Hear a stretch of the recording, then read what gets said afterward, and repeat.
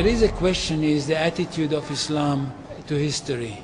And in fact, what we find, the basic attitude is that all history is in fact an Islamic history.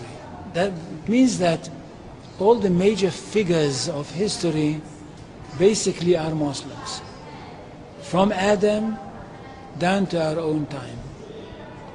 So if the Jews or the Christians are demanding something and basing it on the fact that there was a king called Solomon, or a king called David, or a prophet called Moses, or Jesus, then of course what they are doing, they are saying something which is not true, or in fact they don't know that all these figures were basically Muslim figures.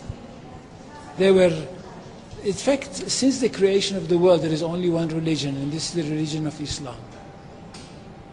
So if anybody says, look, there is a place which is connected with Solomon, and that's the place where the Temple of Solomon stood, a true Muslim would tell you, yes, absolutely right, but don't forget that Solomon was a Muslim.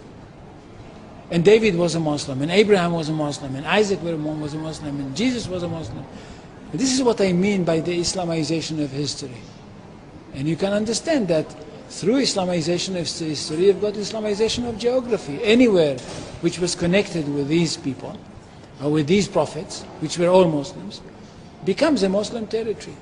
And therefore, when Islam was not in that area before Muhammad came to it, but it should have been there. In that area, I mean in the Middle East or other parts outside the Middle East, which are now Muslim parts. Any place like this had to be freed, not to be conquered, had to be liberated.